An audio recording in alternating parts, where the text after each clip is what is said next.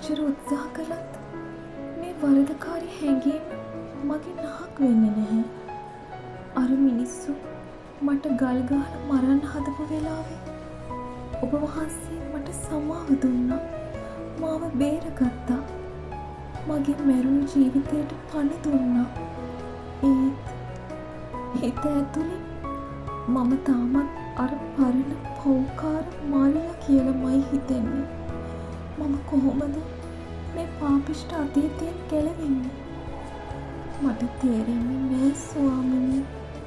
මගේ හිතේ තියෙන මේ බර මට දරා ගන්න බෑ. අනේ මට සමා වෙන්න. මට සමා වෙන්න. කඳුළු වලින් ගලාගෙන එන්නේ හදවතේ තියෙන අවංකම යාඥාව මරියා. දරා ගන්න බැරි තරම් බරක් දැනෙනවා නම් ඒ බර කුරුසිය පාමුලෙන් තියන්න. මම උදව් කරන්න. ඔබ කොහොමද මගේ නම දන්නේ? ස්වාමිනී, ඒ ඔබ වහන්සේද? ජේසුනි. නැගිටින්න මරියා. ඔබ තනියම නෙමෙයි මේ සටන කරන්නේ. ඔව් ස්වාමිනී, මම දන්නවා ඔබ වහන්සේ මාත් එක්ක ඉන්න බව.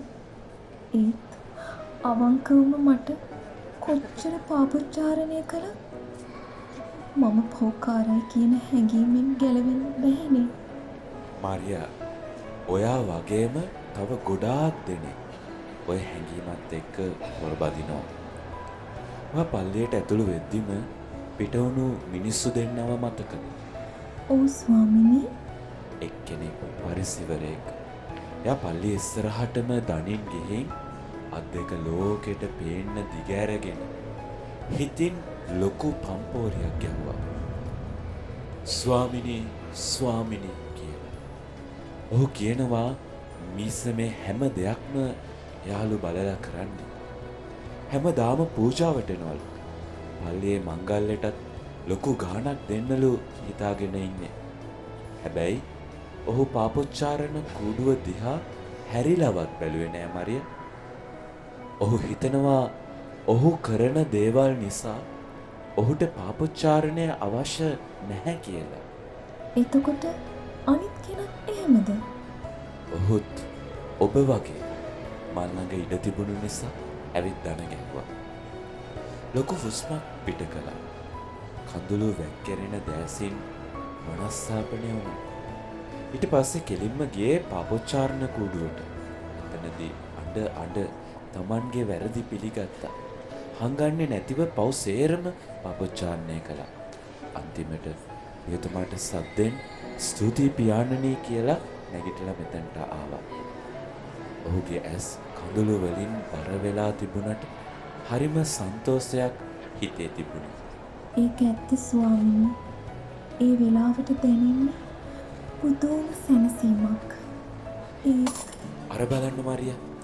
අර වයසක අම්මා තමන්ට ජීවත් වෙන්න තිබුණු අන්තිම තඹ සත දෙකත් කැටේට දැම්මා.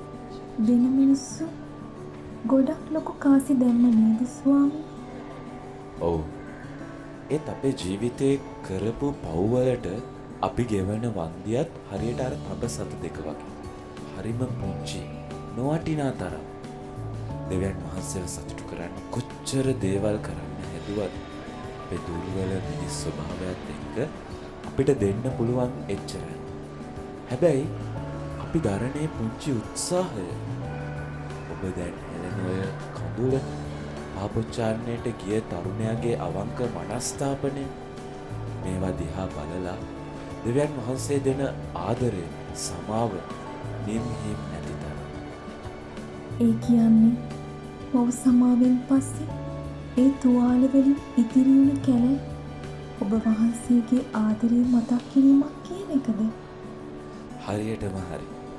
පව් සමාව දෙවියන් වහන්සේ නොමිලේ දෙන වරප්‍රසාදයක්. ඔබව සම්පූර්ණයෙන් උන්වහන්සේට යටත් කරද්දී උන්වහන්සේ Tamanගේ සීමාවක් නැති දයාවෙන් ඔබේ මුළු අතීතයම හොදලා දානවා. ඔබේ පව්වලට සමාව ලැබී අවසන්. මරියා, තවත් ඒ පව්වලට ඔබව හිර කරන්න බලයක් නැහැ.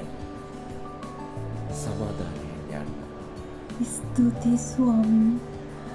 මට දැන් ලොකු සහනයක් දැනෙනවා.